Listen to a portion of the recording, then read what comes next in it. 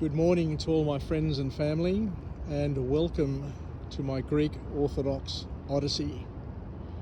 What I want to talk about today is about the Patriarch of Constantinople, His All Holiness, the Patriarch of Constantinople, Bartholomew I, who is visiting Australia and has come to Sydney and is now in Melbourne and finishing up his itinerary, his trip, and will probably be the last time that he gets to come to Australia, and the last and only time that many Christian pilgrims like myself get to have an audience with him and to receive his blessing.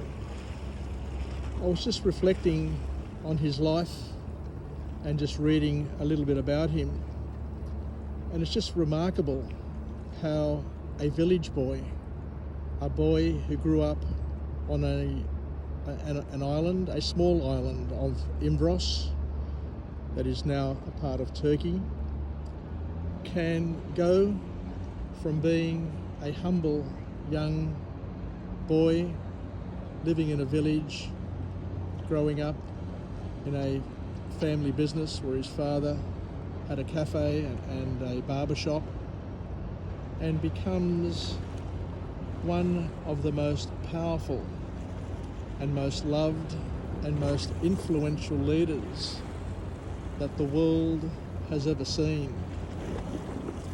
A true man of God. He didn't go to the best schools. He didn't have lots of money. He didn't have all the trappings of success that princes and other people of note have and can call upon in order to help them grow and develop and become leaders in their field. He was a humble person, but he grew. He grew his languages, and he speaks 7 languages. He has a number of academic qualifications because the strength that he had and the thing that set him apart from everybody else was that he was studious as a young boy, and he paid attention. He did his homework, and he grew from humble beginnings and incrementally added the unknown to the known, because at the end of the day, that is what learning is all about, attaching the unknown to what you know. And if you make it a life mission, if it is your calling, that it just goes to show that anybody can grow within their life. Because what happens is that most people overestimate what they can achieve in 1 year, but greatly underestimate what they can achieve in 10, 20, 30, 50 years.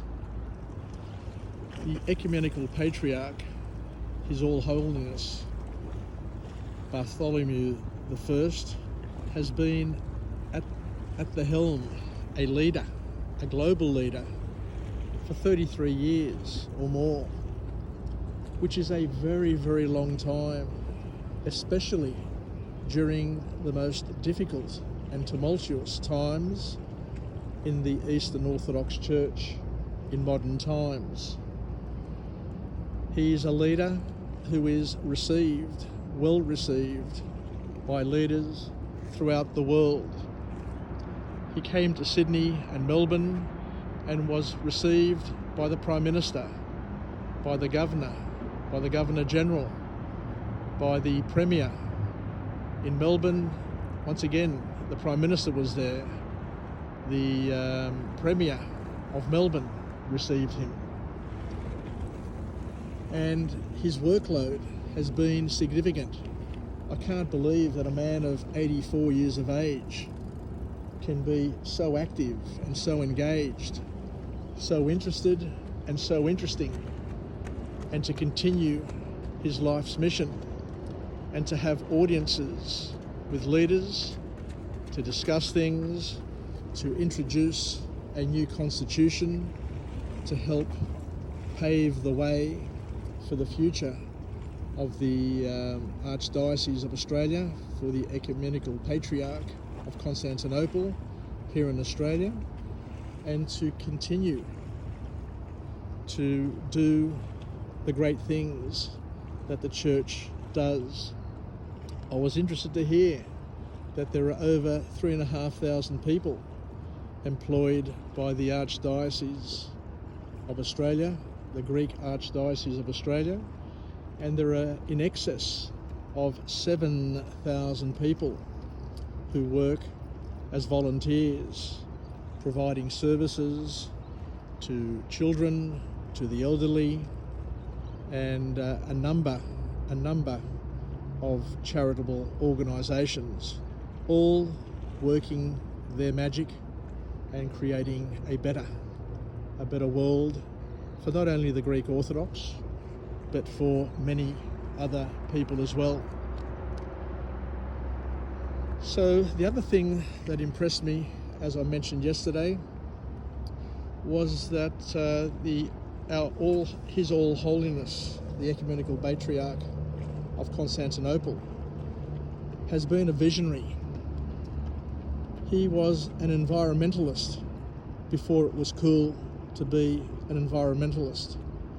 He knew that the role of humans, the role of people, was to be a steward and to help maintain and protect God's creation.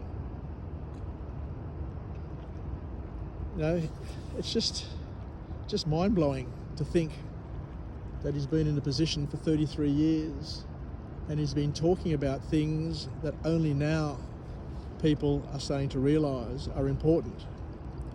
He reached out to the people in Ukraine well before Ukraine was an issue that people knew about, and he helped the Church of Ukraine, the church community of Ukraine, become autocephalous, to be self-governing and to separate it from the Russian Orthodox Church. And it's only now that we realise how important that decision and that leadership was in the future of both Russia and Ukraine. He's a man who works with many other faiths. He has been working with the Muslims well before 9/11, well before the problems of terrorism and all the other things that we had, because he understands that as Christians we need to learn to live together and to show respect for each other. And it only comes by understanding, by talking, by clearly articulating one's position and understanding another person's position and trying to find a midpoint. And he's been doing this well before all the other leaders, and he's done it at times when other leaders have come and gone.